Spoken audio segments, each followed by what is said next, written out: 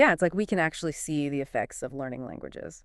So cool. So what kind of differences are we talking about? Well, one thing they've found is differences in gray matter volume. Gray matter volume. Yeah, which is the part of the brain that handles processing information.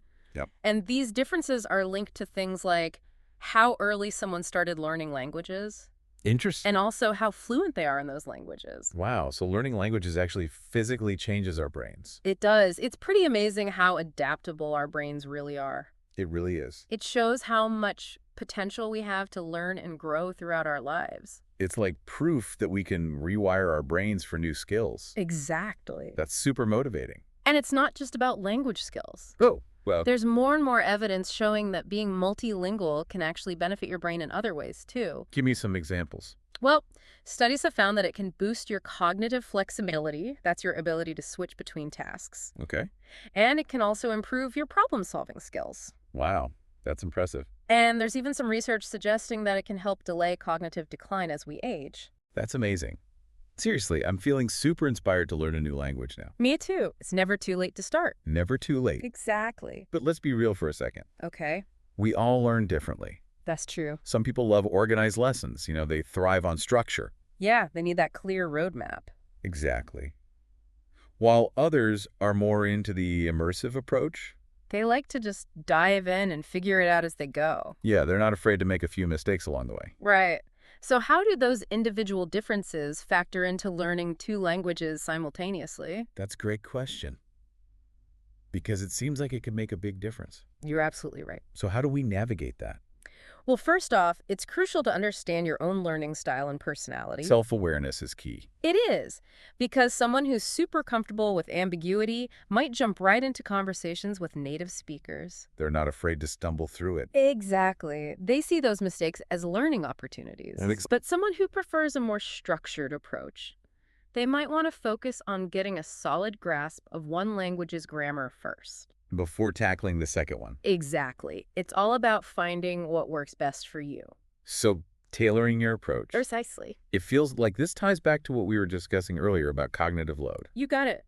It all connects. If you know you tend to get overwhelmed easily, you might want to stick with shorter study sessions. Right. Break it down into manageable chunks. And maybe switch between languages to keep things fresh. That's a great strategy. And if you're someone who thrives on immersion, you could look for opportunities to interact with native speakers. Even virtually. Yeah, there's so many ways to do it. Exactly. The key is to be creative and explore different options. So to sum it up, there's no one right answer to this question of learning two languages at once. Nope, it depends. It really comes down to finding the best fit for your individual needs and preferences. Absolutely. It's a journey of self-discovery and experimentation. It's about figuring out what works for you.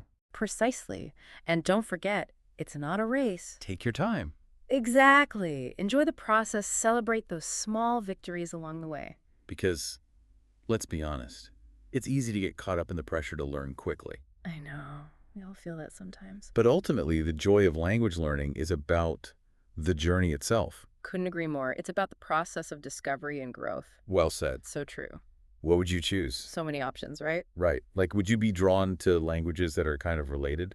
Like maybe Spanish and Italian? Yeah. Or would you be more adventurous and go for something totally different? Like Japanese and Arabic? Yeah. Those are some interesting combinations to think about. It really gets you thinking about what makes languages so fascinating. It does.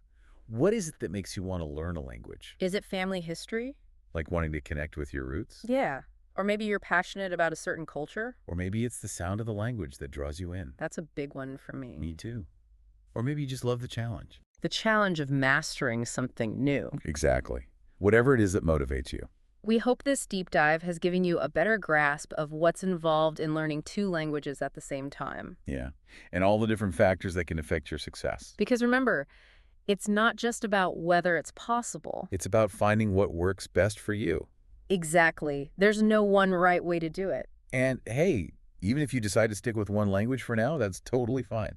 The most important thing is to keep that curiosity alive. Embrace the challenges. And celebrate those little wins along the way. Because every step you take is bringing you closer to your language goals. So true. And who knows, maybe one day you'll find yourself effortlessly switching between 2 or even 3 languages. That's the dream, right? It To be is. able to communicate with people from all over the Or world. experience different cultures and perspectives. That's the beauty of language learning. It opens up a whole new world of Well possibilities. said. Well, that brings us to the end of another deep dive. It's been a pleasure exploring this topic with you. And with all of you listening out there. We hope you found it insightful and inspiring. We'll be back next week with another fascinating topic from the world of language learning. Until then, happy learning, everyone. Bye for now.